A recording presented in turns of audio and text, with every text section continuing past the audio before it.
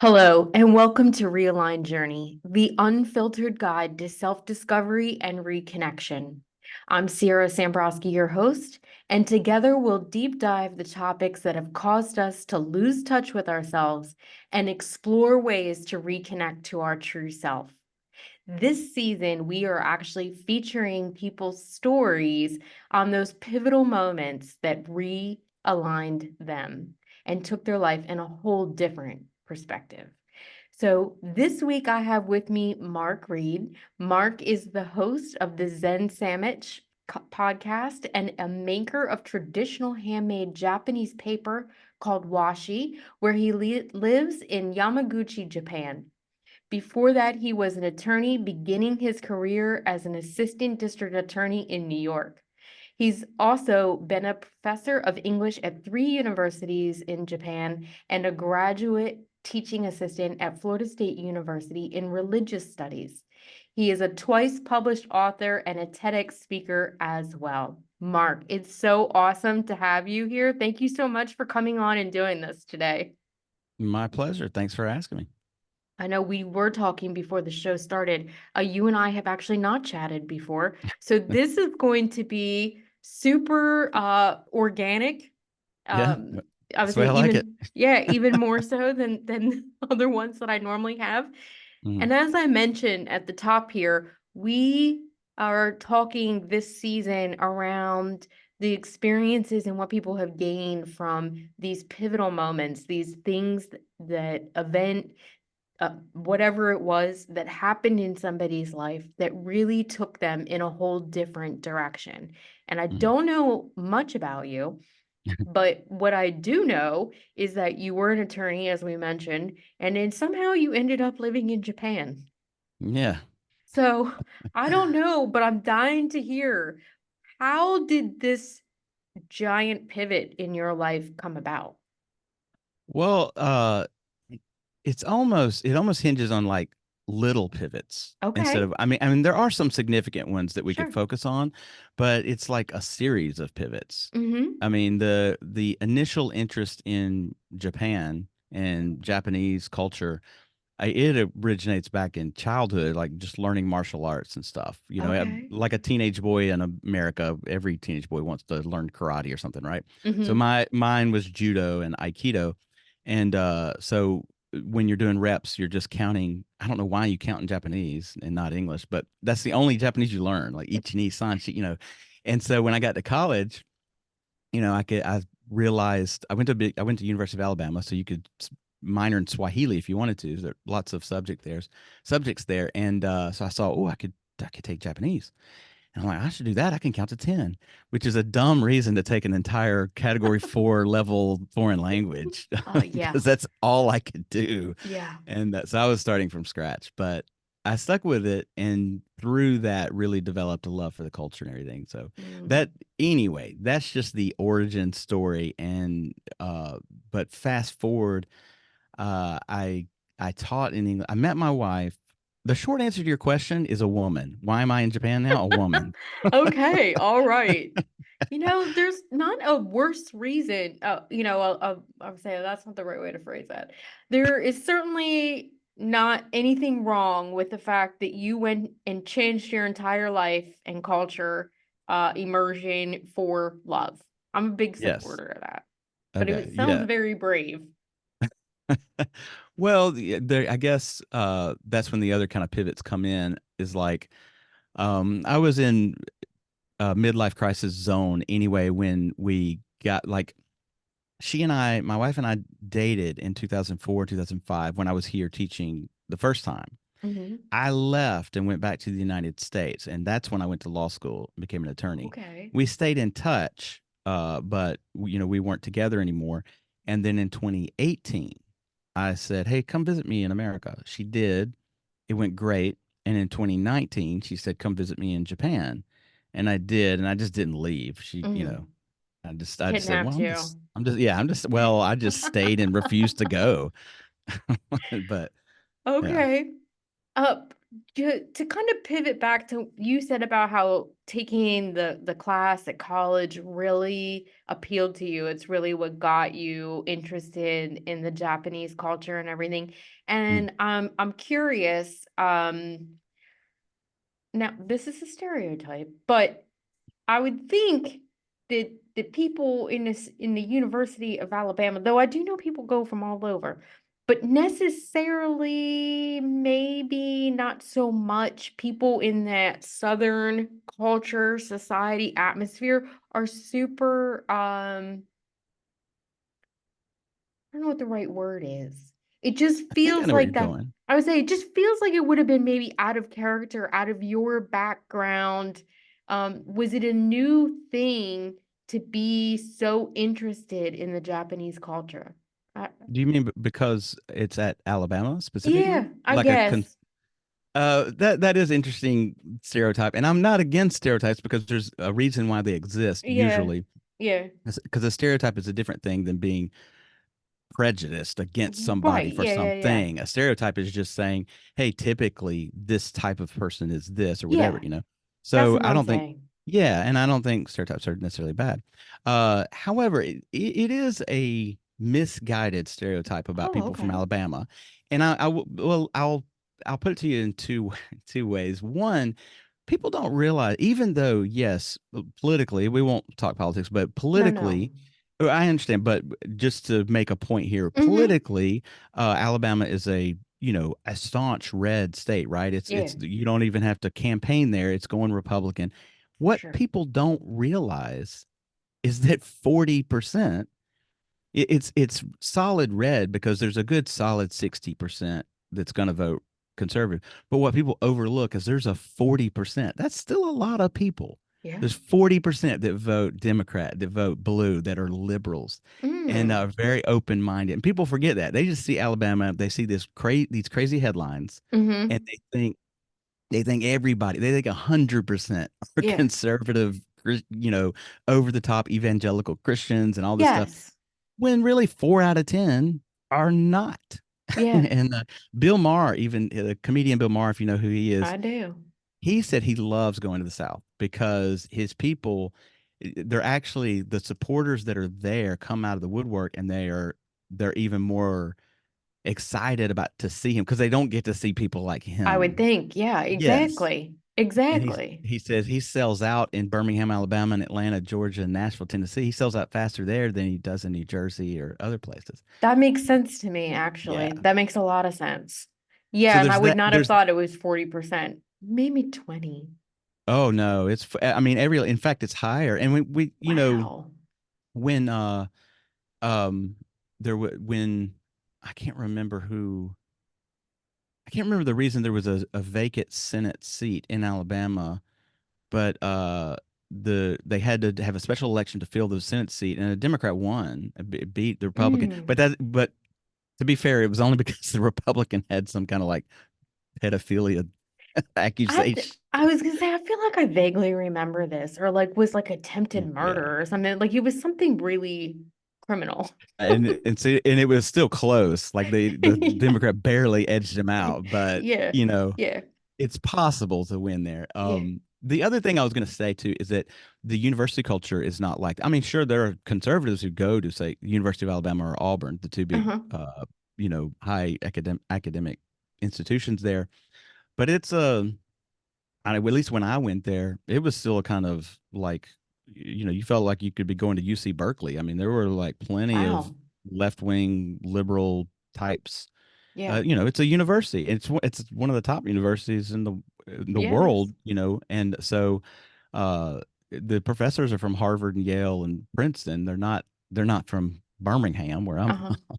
Yeah. So anyway, But I'm guessing, okay, so not the college culture in particular, but mm, growing up in the South, I sure. mean, did you come from a very open family? Because again, it still seems that it would be quite That's unusual for you in that kind of upbringing. I mean, because most of us really are a product of the way that we were raised and the product of the environment we were raised in until we get to a point where if we become conscious and aware enough where we decide that we can choose and we can release some of those and shift some of those things, right? Mm, So, yeah, well said. I 100% agree with that. yeah. And yeah, that actually, you're right. I didn't come from an open family, but I didn't come from like a religious conservative family either. I had my choices when I was young, and I made my family wasn't religious, but my friends were. And Mm, so that because I was in that environment, so friends hmm at school would invite me to the Southern Baptist Church down the street, and I would go, and it was fun hmm because it's not all just Bible study on Sunday, and it's not all fire and brimstone, hell and heaven or hell lectures. hmm Sometimes it's like going and shooting basketball, and so it was a fun place to go.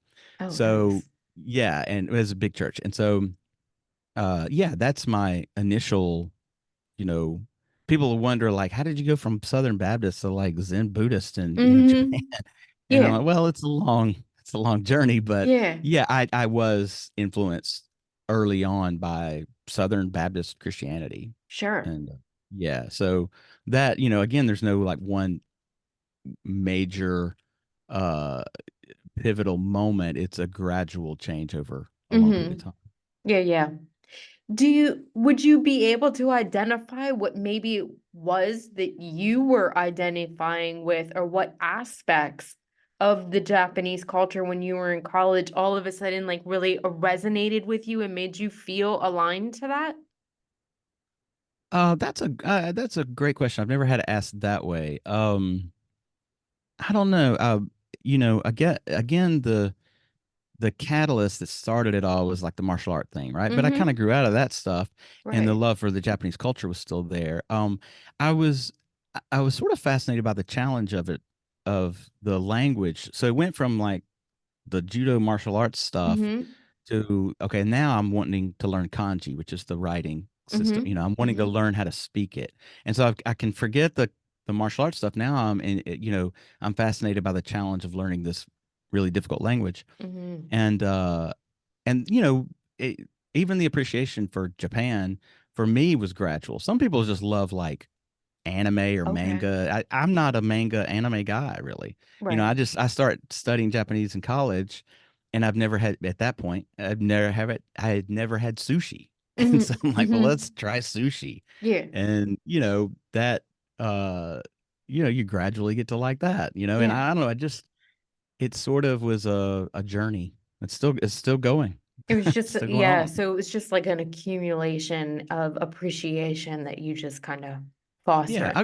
I'll give you an example. Like in the West, this is a weird example, but it just popped in my head. Oh, do So it. so in the West, like we take baths, we just hop in the tub and we Mm-hmm. take a bath. And in Japan, you shower before you get into the bathtub. And the reason why is like the Oh, Japanese I kind of get look like, that. yeah, they're like, why would you bathe in dirty water? Why would you get in a clean tub with your dirty body and Uh, just dirty up the water, and then you're just you're just floating in dirty water? Yeah, It's that's my whole sentiment. I have literally said that all my life, that I thought baths were absolutely disgusting because you're just sitting in your own filth that's pretty much. floating around in the water. So, yeah, I'm So glad to hear that yeah, because so that makes total sense to me. And I had it, no idea that that was part of Japanese culture, honestly. yes, so yeah, so they have bathhouses and stuff, and so it would be really rude if you went into the bath without like totally getting showered up and soaped It's up and gross. clean before you go in. But you know, you used the phrase that I'm was looking for. It just made sense. So my Mm-hmm. appreciation for Japanese culture, not all of it, some of it's wacky, but Mm-hmm. a lot of it just made sense. It made Mm-hmm. sense to take my shoes off, but Mm-hmm. when I go inside, instead of like tramping around, whatever, stomping around in a house with my dirty shoes that's been outside, which is what we Yeah. do in America. But in Japan, you take them off, and I just things like that. I'm like, well, that makes sense. I kind of like Yeah. this culture. Yeah, again, I'm saying not in my house. Ain't nobody walking around with their shoes on. Oh, this is actually really enlightening for me because I had no idea how much I aligned with the Japanese culture See, you and way might of 10 doing years from now, things. you might be here with your podcast. Yeah, who knows? Who knows? Mm. Okay. So, I mean, my next thought is to ask you about going from Japan the first time you were there and coming back to the States and going to law school. Now, was that always a part of your plan, or was it something? Oh, tell me. My plan, I talk about on my podcast, that the futile nature of making plans. I mean, it's good to make Correct. plans and to work towards them, walk in Hmm. the direction of them, but you should be ready to adjust them on the fly at any time because things almost never work out the way we plan them, right? Right. So no, it was Non-attachment. right. Yeah. So so it was never a grand plan. And actually, the first time I came to Japan was before that that little um, adventure there. I Mm-hmm. came the first time right after college. It was my first job in 1997. I'm an old guy, and so I graduated in 97. I was just 21 years old, and my first job was in the middle of the country, Nagano Prefecture, teaching junior high schools. Mm-hmm. And so that was really the bigger moment where I developed an appreciation. So I taught for a year then, 97, 98. Mm-hmm. Came back, went to Florida State, got Mm-hmm. a master's in philosophy, and then did a bunch of stuff. You know, I was young, I was in my 20s, so I just bounced around. I lived in Greece for a little while, and I just went all over the place. And then came back to Japan in 04 and 05. I had a little more credentials, so I taught at a university and met my future wife. And what was the original question? I was wondering how, okay, so now I'm even more, now that I know that you went and got the master's in philosophy before you became the attorney, which don't Yes. worry, I'm gonna get to that. Okay. I was curious, had you always thought about being an attorney? Like what prompted you to go do that? Because again, that seemed, especially now that I know you had the master's in philosophy first, that seems like a pretty big pivot. Yeah. Well, so what happened with that? Uh, I guess two things. Um, one was that I was told from the time I was young, I did all right in school. I'm not a Mm-hmm. genius or anything like that. But I did well in school. And, my, and I was the first person in my family to graduate college. Mm-hmm. And so because I was doing well, my family they would always say, you got to be a doctor or a lawyer. You got to be a doctor or a lawyer. And like, as if those were the only two options. Mm-hmm. And then, why didn't they say CEO? Maybe I'd be a CEO or something. But anyway, they said doctor, lawyer, and I can't stand blood and guts. I just can't. So I was just like, well, lawyer it is. So it's sort of in the back of my mind. You were talking at the Mm-hmm. beginning about being conditioned by society and the environment we grow Mm-hmm. up in. It was sort of, implanted in my brain. It was sort of brainwashed to think I've got to be a doctor or a lawyer, and I don't like blood and guts, so I guess I've got to be a lawyer. So Mm-hmm. there's that. Mm-hmm. And And it's the other, rattling around in the background, even though you're trying to find your way in another way. yeah. And the Yeah. other aspect was like the quarter life crisis. I mean, I went through the midlife, I told you I referenced Mm-hmm. before, but this was sort of quarter life crisis time. I don't know, like 28 or something. Mm-hmm. And I didn't have a career. Mm-hmm. Yeah, I had the master's and I was teaching, but Mm-hmm. I didn't feel like I was going to teach for the rest of my life because the potential for I was more ambitious than to just stop at teaching because Mm-hmm. that career kind of plateaus. You don't Mm-hmm. get to really go much further than being a teacher, maybe an Mm-hmm. administrator or something. So my friend and I were talking, and I was like, "Man, I think I'm going to law school." And he's like, "Well, it's kind of late for you to go to law school." And I'm like, "Well, I mean, what else am I going to do? I mean, 3 years are going to pass. Law school takes 3 years." I said, "You know, if I don't go, then 3 years from now, we're going to be having this conversation, and I'll say, man, I would be done with law school by now if I had just gone back when I was 28 when we were Mm-hmm. talking about it." Mm-hmm. So I thought, well, okay, well, why not? So it was really almost just a why not? Why not go to law school? I know that doesn't sound like a great reason to go, but I no, I think it is a great look. Actually, what comes into my mind when I hear you say that is this seems like another very brave move. Um, Again, because it is so against what we have been conditioned to believe, just like your friend, like, dude, you're kind of old. Like, like, yeah. what do you mean you're just gonna do it on a whim? Like, who does that on a whim? And yet, that's been one of my favorite things about having these conversations with people is I hear about these people that are, and I'm not saying I'm not one of those people, but we're not talking about me. Um, that do these things that seem uncharacteristic for the frame of our lives and our Mm. generation and our upbringing and all these kinds of things. And I just think that there's real bravery in it. Well, I knew here's one thing that's before all of the pivots and catalysts and all this stuff. I Mhm. think I knew really early on that I would live an unconventional life. I don't know Mm. why, but there was just something innate in me that like I wasn't repulsed or turned off by it. Excuse me, but the white picket fence 2.3 kid you know cookie cutter life, it just it bored me. It just Mhm. did not interest me. And look, there are times when I've got friends who have that life Mhm. that I'm still very good friends with, and they're wonderful people, and they have wonderful lives, and they're happy Mhm. people. Mhm. And there are times when it's the grass is greener. I'm like, oh, I should have maybe I should have done that, but I don't really regret it. Mhm. I think that life is good for them because they are happy. They've got kids. They have a white picket fence, probably literally, and they're very happy about that fence. But Mhm. I knew from the beginning that just wasn't in my DNA. Yeah. Yeah. Yeah.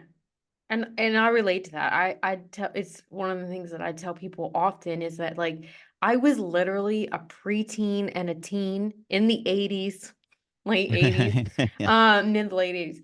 And I was 100% the only girl that was not all about like doing, figuring out how many kids you wanted to have and picking out Right. names and thinking about a wedding. I was like at like 12, 14, 16, 17, until I had my Mm, daughter, um, was like, I'm never getting married. I'm never having children. Like that just was not interested in me. right. So I completely relate to that because I think it was definitely out of character for my upbringing, even at that time period still. Hmm. Women weren't super career focused and weren't like, yeah, I'm Right. not getting married and have kids. I don't want that. There was I there was nobody yeah. else saying that in my circle anyway. I for me, I romanticized I loved Hemingway from the first time I read Hemingway, and then excuse me, I it sounds silly when I say this musician that I'm about to mention. He just passed away recently. But Jimmy Buffett, because he became kind of overly commercial, but his old school stuff, like I fell in love with when I was. He has a little known song called 12 Volt Man, and I happen to know the history of the song. He had met a guy in Mexico that was like living in a hut at the beach and like was running his margarita blender on a 12-volt battery or something, and it sounds silly, but I romanticize that life. Like, I want to be that guy. I want to be the 12-volt man guy. I don't need to be Bill Gates or Elon Musk. I want to be the 12 volt. I want to make margaritas with a 12-volt battery in a Mhm. blender in Mexico. So Mhm. anyway, that just stuck with me, and I've always kind of gone after that romanticized version of life. I love it. I love it. That it again, it so reminds me of myself in a certain way. You talked about like having these, quarter life crisis, midlife crisis.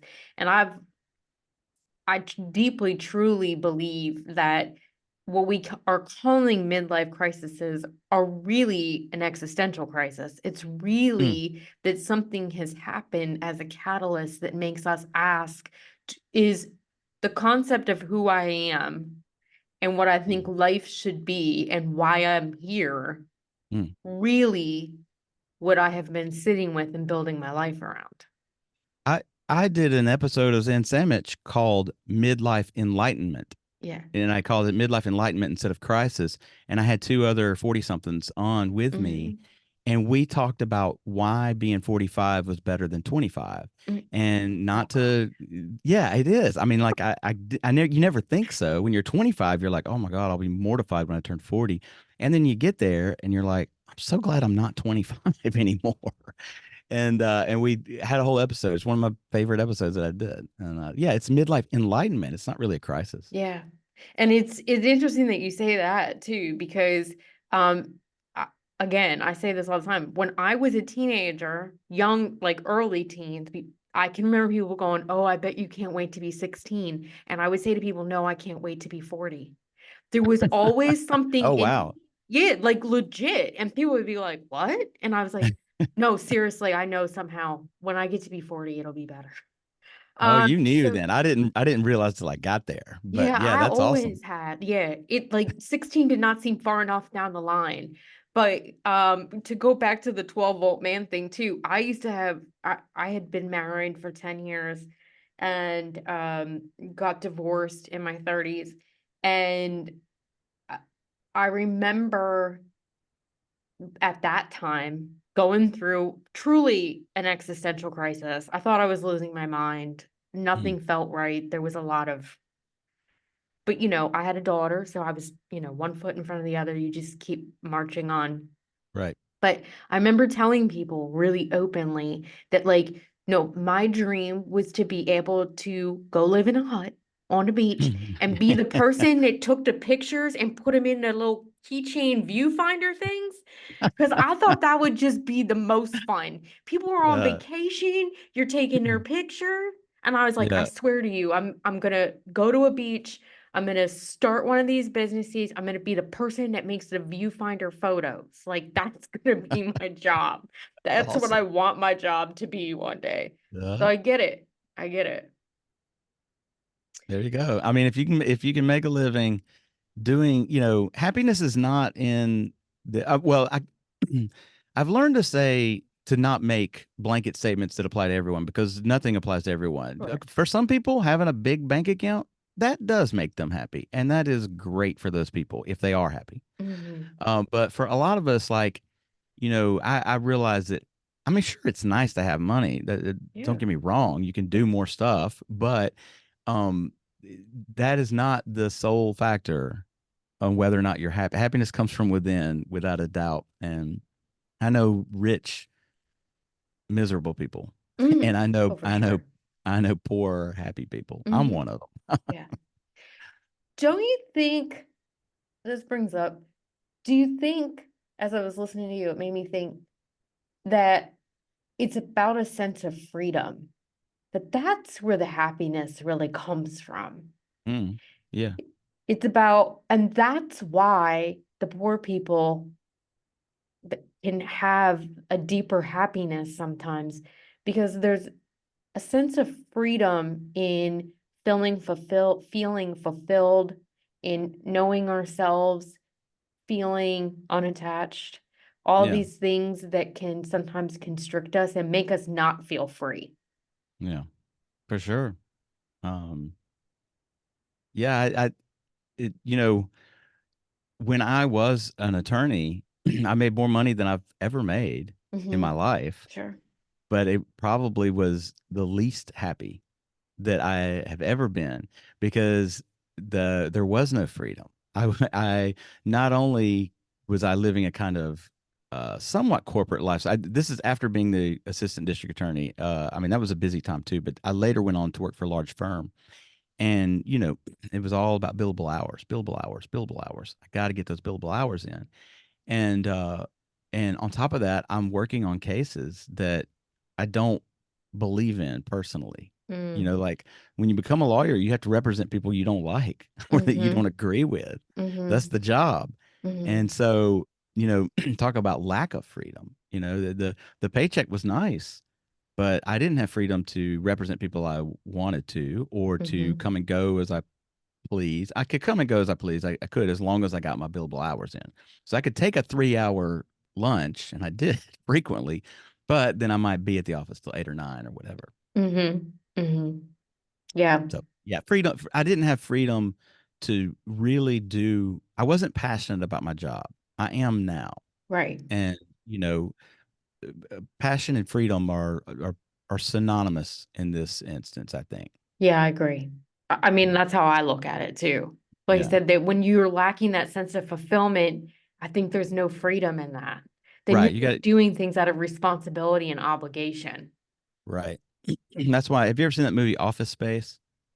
No, I know of it though. I It's do a know little of it. it's a little old school, but I It is. won't relive it. But it's I think it resonates with people because it's exactly what you're talking about. It's a comedy, but it's the guy. It's people who are just stuck working in a cubicle, have zero freedom. You Hmm. got to be there on time. You got to fill out these TPS reports. That's a line in the movie. But anyway, yeah, you hit it on the head. People want freedom to be passionate. Hmm. And so what made you leave? What made you go seek your freedom, Mark? A Because woman, I told I was gonna say, you. that was really the biggest catalyst of it? Well, Was the just the timing, right timing?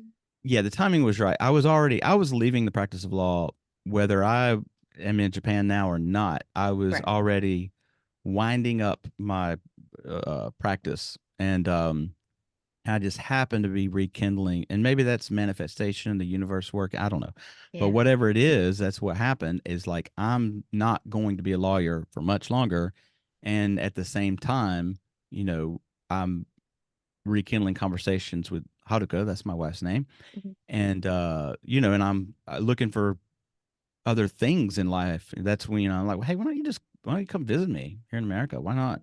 And one thing leads to another. The Yeah. journey, you just go down the path, and here I am making paper in Japan. Yeah. I mean, it doesn't sound bad. It doesn't sound bad. That's not bad. No. So what took you back I would say to circle back in the story again, what took you to go do a master's in philosophy? Well, I don't regret anything, but I don't know if I would do it again exactly like that. I Mm, don't know. I can't say that. I went to three big universities. My bachelor's from, I'm not trying to give you my resume, but bachelor's from at the University of Alabama, master's from Florida State, and I went to law school at Syracuse. And the I'm sorry, the Florida State experience was by far the best. So I don't mm, regret it, but there's no classified saying philosopher wanted, so I don't know why. But I was young and I had nothing else to do. And I got in, grad school, they'll pay for it. Like I don't owe any money for grad school. Like if you nice. get accepted, yeah, it's tuition. They'll even give you a little stipend, to live on. And um, I'm like, well, why not? Let me go get a master's in philosophy. I'm interested in it. And I was to say, is that what it was? It was just like a casual interest and you're like, yeah. I didn't know how I would use it. I mean, I would say I guess I used it. It did for one job. It got me a little higher salary because I had a master's, and then I would say it got me into helped get me into Syracuse Law School that I had Mm-hmm. a master's in philosophy, so which is a kind of analytical field. So Mm-hmm. that's a good background for law. But I didn't have a notion that I would be using it. Yeah. What made you go into it though? What made you go Oh, in I see. like choose the Yeah. philosophy for So your that graduate work? So that relates kind of to something we talked about before. All right, so I grew up in surrounded by Southern Baptists, Mm-hmm. and but my family wasn't very religious. I was making those choices on my own, Mm-hmm. and so at the time when I'm 13 years old making those choices, uh, there weren't a lot of choices. Mm-hmm. It was Southern Baptist Christianity or Methodist. I mean that was like it. Mm-hmm. And then you go to college and you take a class on Native American religions, or you take a class on Hinduism, Mm-hmm. and you start getting, or I did, Mm-hmm. and I started getting curious, about, or I took a philosophy 101 class, and the professor, I had all the answers. I'm an 18-year-old kid, and I thought, oh, I got all the answers. Mm-hmm. I'm gonna rock this philosophy class. Mm-hmm. There's nothing this PhD from Oxford's gonna teach me. I Yeah. know all about God, and so and I'm 18 from Birmingham, and he was able to challenge me and make me think in new ways. So again, that's another thing that's just a bunch of tiny pivots. I was a political science major first, and my degree is in that, but I was a double major. When Mm-hmm. I got to my last semester, my last year at the University of Alabama, I had already completed my major, my minor, and all the electives. I just needed hours Mm-hmm. to graduate.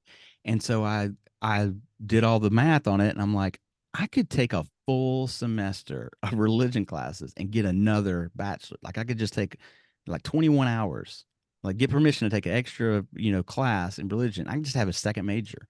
So I did, and I made all Mm-hmm. A's in it because my last semester was just all religion classes. I was all in the same building the whole the whole time. And when that finished, I'm like, I want to learn more. So Nice. I just applied to a master's program. That's That's a long fantastic. answer, but yeah. No, no, that's okay. Yeah, Yeah. no, that's really fantastic. Um, Again, any sense of why you were so interested or why studying religions resonated with you? Well, a part of that I think is in all of us. We want to know why, or what's the beginning of time. Who, if what was he? Why is there something rather than nothing? Mm-hmm. That sort of question. And then two, because I did grow up in an environment that told me, hey, you either need to believe in this or you're going to a fiery place forever after you die, Mm-hmm. which doesn't make a whole lot of sense. And so, but everybody's telling you that when you're a kid, which is a really horrible thing to do, by the way. Mm-hmm. But I want to go find out on my own. And here, uh to that, and we won't go too religious here on this conversation, but I actually, it was a verse in the Bible that was the catalyst, was the pivotal point. And the verse is where it says in Matthew to knock and the door will be open, seek and you shall find, ask and Mm-hmm. it will be answered.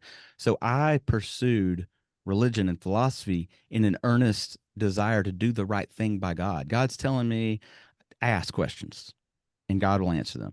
Seek and I'll find. Knock and the door will be open. So that's what I did with an open mind and never with a blasphemous spirit. I never had an idea of like, oh, I'm going to reject God later or whatever. Mm-hmm. I'm using God's word and I'm taking God's advice and I'm going to pursue. I'm going to find out. I'm going to knock and see what's on the other side of the door. Yeah. And it was true curiosity. Yes. That's awesome. I love that. I think that there's many of us that start to explore those things, but usually not until much older. So I think it's fantastic that you were 18 and like, let me go see what the other people say Mhm. about this God character. Um, Pretty that's much. super great.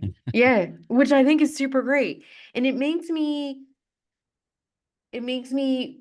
think that whether you had a conscious awareness of it or not, it was automatically sort of transforming your belief system and sort of your operating mode and your version of yourself and what life should be at the same time. Because I don't know how it doesn't when you start digging into these things. Yeah. Well, it just, it's another one of those things that just makes sense. We're talking about taking off your shoes before you walk inside or taking a shower, showering off, cleaning up before you get into a bathtub. Mm-hmm. So, Buddha, and I don't claim to be a Buddhist. I don't care about the labels, honestly. I Mm-hmm. just, study and try to be a good person. Mm-hmm. And it just made sense. So like one of the primary tenets of Buddhism is that life is full of suffering and that suffering is due to attachment to things. And that just makes sense to me. If I'm, if I really love to oversimplify it, if I really Mm-hmm. love my coffee mug here, Mm-hmm. and I just adore this coffee mug, it's my favorite coffee mug in the whole world, and I drop and break it one day, I'm going to suffer more than if I don't care that much about this coffee mug. I do love this coffee mug, but if it broke one day, I'll be okay. I will look at it as like, okay, it was time for that coffee mug to die. And I'll move on in life. And that's non-attachment. And that just Mm-hmm. made sense, just Mm-hmm. like getting clean before you get into a bathtub. So Yeah. that's why I am where I am today. It just makes sense. Yeah. I agree. And I say that about suffering all the time because I've done some Buddhist study on my own also and some practice as well. And really most of the Buddhists, when you talk to them, they'll say it's not a religion, it's just a practice, it's a way of I don't life. that I don't Yeah, consider it a religion at all. I yeah, don't pray to, I don't. I don't think that there's a Buddha in the sky judging Right, me, you know, and right, that's where I'm distanced from the traditional Christian notion. right, right. Yeah, I grew up Catholic, so you know. Oh, poor you. I was gonna say You must feel we got guilty about some. this conversation. Oh no, I don't. But Feel guilty about everything. I I mean, I did carry a lot of guilt. And Right. there's a lot of beliefs and things that I've had to work really hard because I'm sure much like you, it was generational. I mean, it's Mm. my family, it's like six, seven, eight, like everybody was Catholic. Yeah. So it's so deep, it becomes so deeply ingrained in people. And at the same time, we had CCD class, and so it would like a catechism class. Mm. And so I can remember distinctly in second grade, like I asked way too many questions because there was way too much about it that in second grade I was like, yo, I don't know about this. I don't think this is right. It doesn't seem right to me. And that was very frowned upon. So certainly exploring all that. But I I'm guessing too, and you can speak to this, but picking up that idea of non-attachment early in life really laid the groundwork for you to be in a space where you were like, I'm just going to go with the flow. And whatever That's comes true. up and shows up, I'm going to take this path. That's that's definitely true. There, you know, there's a um, nothing is. I'm kind of the philosophy that nothing is black and white. There's always a lot of Hmm. gray, or because that's true and that's a good thing, but it can also lead to dangerous consequences. Because there have been times when I'm like, well, you know, I'm going to be non-attached. I'm going to do whatever the hell I feel like, and Mm. then you know, I hurt somebody in the process or whatever. So, you know, non-attachment, you have to be mindful of your non-attachment and Mm-hmm. you know, because it can have consequences. So, because you know, then you become like a nihilist. Wow, there's no meaning in anything. I can do any or a hedonist. I'm just gonna do things that make me happy. Mm-hmm. And you know, that's not part of Buddhism. Why I'm sticking with that over hedonism or nihilism is because you should consider other people and how Mm-hmm. your words and actions affect other people. And because we're all in this together. You're Mm-hmm. not just alone going through life, you know, trying to be happy. Mm-hmm. You're we're social beings. We're all in this thing together. Mm-hmm. How did you stay rooted in that? Like I said, especially at such a young age. This is part of what's so fascinating to me about your story, I think, is that there was such intentionality in you pursuing these things, whether you realized it at the time or not, but there was, and there was real structure to you pursuing these, expanding your own perspective and just the open-mindedness and all of this at such a young age. That's what really strikes me the most about your story. But so at the same time, I wonder, I mean, because when we are young, we're dumb. And we do dumb things and insensitive things naturally anyway. Right. So what do you think kept you grounded though, so that you didn't go off being a hedonist and all these other Well, I potential mean, things? I live and learn and experience. I did. I mean, I'm not saying I went and became a hedonist or a nihilist or anything, but for sure, I had my fair share of Mhm. philosophical adventures and where I did experiment with life. And like I said, you know, there's nothing in particular. I didn't kill anybody. I'm not wanted by the police that I'm aware of, but I did. I'm sure I know that I hurt people along the way. People Mhm. have hurt me. We all hurt people. You know, Sure. I'm not, there's nothing that comes to mind that's sticking out, but there are certainly times in my life where I did go off the reservation a little bit and you know, did feel like maybe like, well, none of my actions matter because eventually we're all going to die. Eventually the earth won't be here. Mhm. Eventually there's more likely than not, eventually there will not be humanity anymore. And so what will anything matter at that point? You know? Mhm. Uh, I mean, we're really getting philosophical here, but like I would think about my grandfather. This is really just a tangent, and then we'll try to come back to Earth That's here. okay. I like But tangents. my my grandfather, my mother's father, he passed away now 2006. So what's that like? A long time ago now. But he was like the greatest man.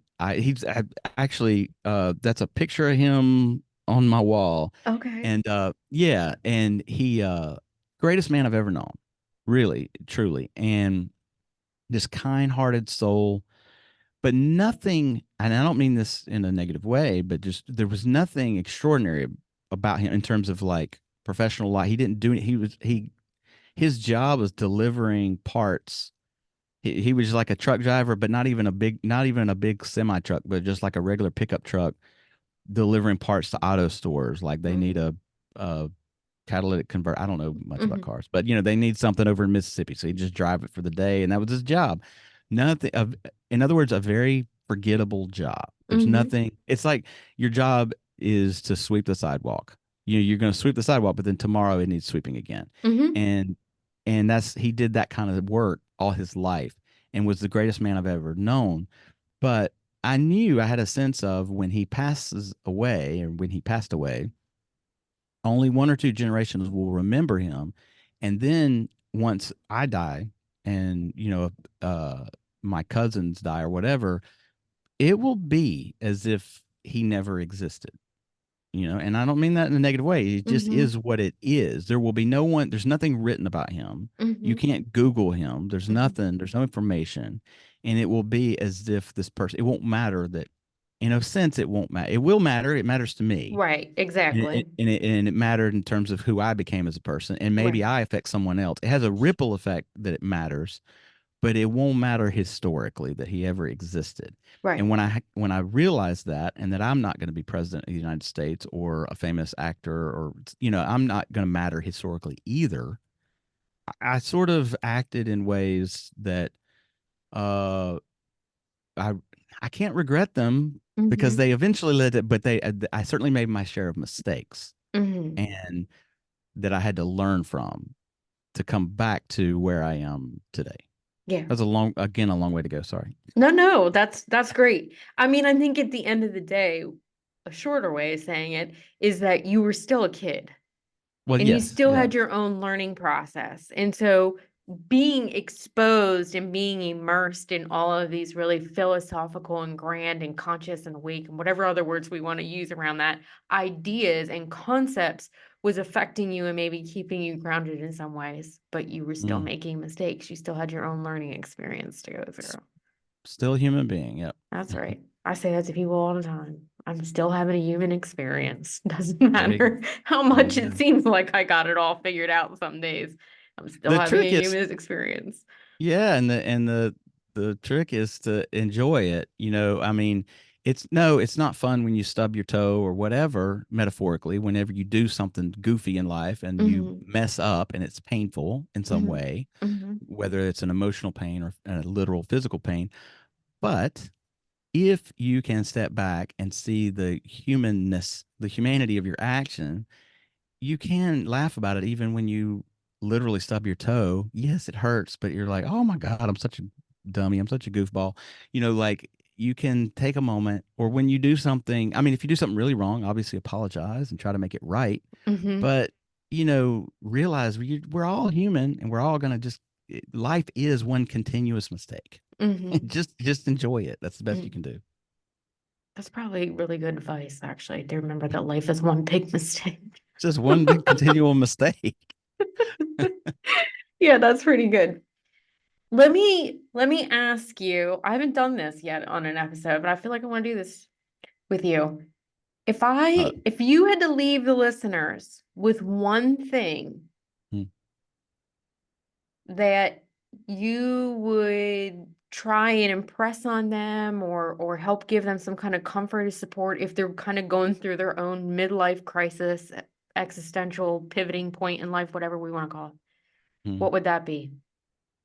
Well, when you phrase it that way I had an answer in mind, and then you kind of phrase it a different way at the end, and another answer. So I'm going to give two, but Okay, I'll make give them as many as short. you want. No, that's Well, no, fine.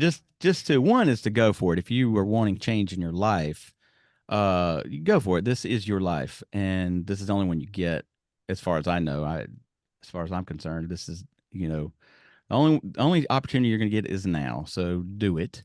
But in terms of general life advice, my number one would be if you want happiness, it's somewhat paradoxical. If you want happiness in your life, give it to others. Mm, Instead of like trying to find like what will make me happy. If I get that BMW, then I'll be happy. Forget all that stuff. If you want to be happy, go buy your wife a card. Go buy her some flowers she didn't expect to get today, mhm, or go help somebody. Go help an old lady across the street. Uh, when you help someone find their happiness, that will make you happy. That will mm, make you a better person. It'll make you a happier person. It just makes the whole world a better place. mhm. I love that. And I believe that too. Mark, it has been great talking with you. I'm so glad that you agreed to do this with me, especially since you didn't really know me. And, Well, I that's gotta. I a knew I brave would. I knew. moment, another I brave moment of yours. I knew I would like you. Aw. Tell everybody how they can connect to you. I mentioned at the top about the podcast, so remind everybody that how they can connect to you about your books. Go ahead and self-promote like crazy for a minute or I two. I won't go crazy. I will mention if you know listen to this podcast, listen to Sierra's all of Sierra's episodes. Do that first. But when you're done with all Sierra's episodes and you're like, I need more podcast in my life, go look up Zen Sandwich. And sandwich is the goofy way of spelling it. I can't spell it. Sammich. But it's everywhere that you find podcasts. Wherever you listen to this, it's probably there. So Apple Podcasts, Spotify, or you can go to zensandwich.com. And yeah, I got 170 plus episodes there. That's Go a lot. yeah. I've been doing this for a little while now. Yeah, that's I'm in awesome. I'm in my fourth year. That's fantastic. And I will make sure that I put your website in the show notes also. So that way Awesome. anybody listening is going to be able to easily find you. So Thank you. I that'll be appreciate awesome. that. Thanks again, Mark, for being here. My pleasure. And Sojourners, thank you for joining again in another episode. We hope that this inspired you and gave you some good nuggets to take along with you on this journey. Until next time, have a great trip.